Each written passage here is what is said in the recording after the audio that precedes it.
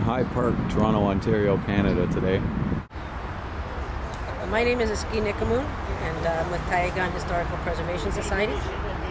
My name is Ross Toranoha. I'm Executive Director of Taiaiako'N Historical Preservation Society. We're down here at Mound, which is in High Park, which has been used as a BMX biking track. And to us, this is our sacred grounds, which is a burial site and a ceremonial site. And we're more than willing to work with those people that have come down here to build these ramps and put in this BMX ramps and track that they have in here to find them another spot. My name's Scott Laver. I'm with the City of Toronto Forestry Department, and I work for natural environment and community programs.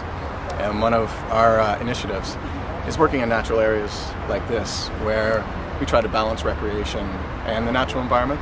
So we do a lot of trail building. We deal with mountain bikers and BMXers and hikers and dog walkers and people who like to do this type of activity in the natural environment. And we fully support activities like this, such as skills parks. Unfortunately, it's usually in an area that's environmentally sensitive. And so what we are aiming to do is to find legitimate sites for this type of activity. There are a lot of sites like this across the City of Toronto.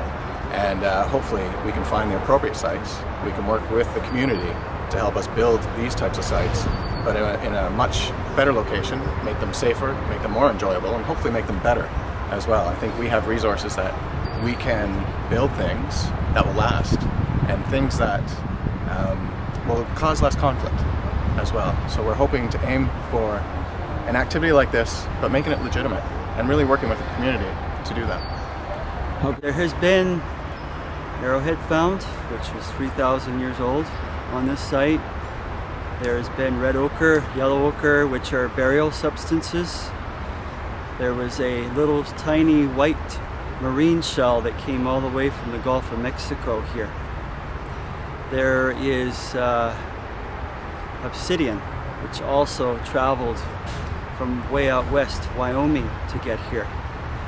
So many of these things that we found here in this soil that has been brought up to the surface by the activity of the BMXers proves that it is what it is. So in some ways they've kind of helped the situation to bring those things to the surface so that we can find them and prove what it is.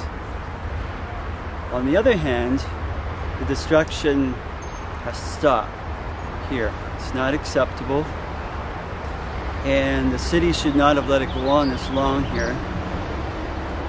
But now that we're all coming to the table and working together, it's our hope that things will move forward in a good way, and everyone will be able to work together, and we'll have a peaceful resolution for all of it. We do want to work with the BMX community, finding another place, because our input is important on that. As you can see, if they would have had our input a long time ago in this spot, this wouldn't have happened here. Because we would have told them, hey, it's a sacred site, burial site, you can't do this here. Then we wouldn't be going through this today. So that's where we come in to help them when they do locate another place, to make sure it's not another sacred site of our people's, because then this issue will just repeat itself all over again. And I'm sure that not everybody that's here today doesn't want to repeat this situation over again. But we all want to work together. Thanks for talking with us. Yeah. Possible Tony Vella from the Toronto Police. Factors out there, we do have 2 additional officers here from the Aboriginal Peacekeeping Unit from the Toronto Police.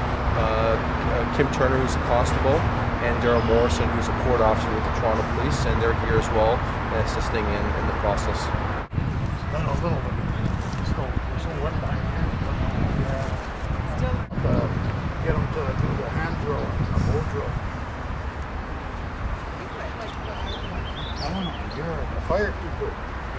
Your job is to stop fire, not talking, or people are letting it almost go out.